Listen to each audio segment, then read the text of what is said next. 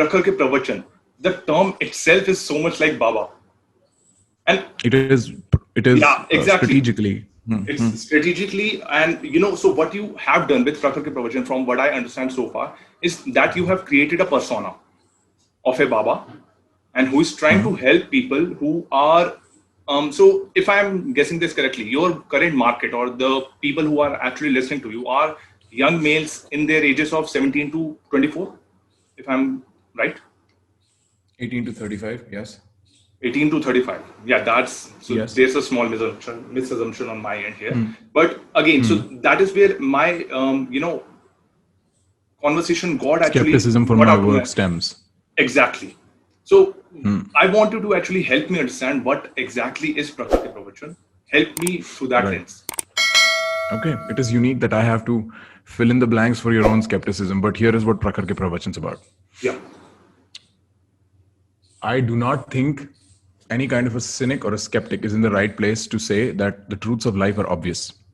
Yeah. I don't think they, of all the people, have, I think spiritual and religious people who I do not have a lot of respect for either have more right to say that they understand the truths of the world than people who are skeptical by nature. Because if you're married to your idea, then, you're not skeptic. So, and it is also not surprising that most of the truths about life, fundamentally important to our existence or to our day-to-day, are not evident, obvious, or even sometimes material for us to, infer.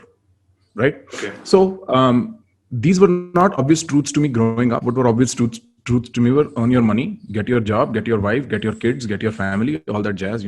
I grew up around that, and I was like, well, I don't find that entertaining enough for myself. And what I did find entertaining enough for myself were the question answers that I was having in my head.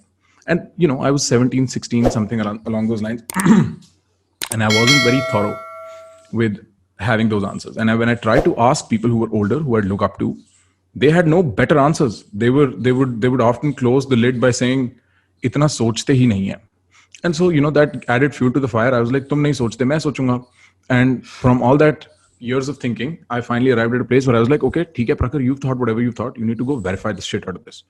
So I went to Columbia, and I followed a very academic chain of thought to figure out to put a citation before every word that I speak. Okay.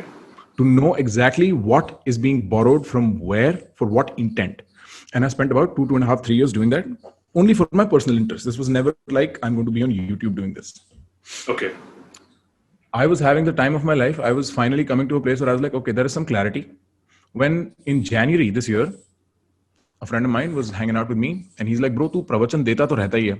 And this was done in irony. My friends hate the fact कि मैं उनको बैठा के 2 घंटा philosophy सुनाता हूँ. They were like, तू प्रवचन देता तो रहता ही है, तू YouTube पे कर दे. And I was like, Prakhar ke Pravachan. And that's where the name came up. The name is ironical. The whole intent is to remind people कि ये प्रवचन से फर्जी चीज कोई नहीं होती. अगर तुम ढूंढने निकलोगे, you'll find your answers yourself. And if you go through the content, okay, and as far as the assumption about particular domain of market and whatnot is concerned, here is what I think about this audience. I have respect for this audience. And the reason why I have respect for this audience is because they're self-aware and they're humble enough to admit that they need help. You think my dad does not need answers to those questions? He does not even know he has those questions until he watches my videos. And that is what I'm talking about. As soon as you're 27, 28, 29, 30, you put sand over a fire and forget that there was ever a fire pit in that place at all. And then you continue life because your life can be boiled down to a few elements: A, C, E, F, G, whatever, A, B, C, D. Mera ho gaya, theek hai, make money, spend time with family, whatever. And you never delve deep enough to ask yourself the question, why the hell are you not free? Because you're not.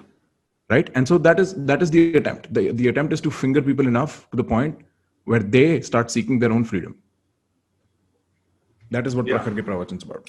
Interesting.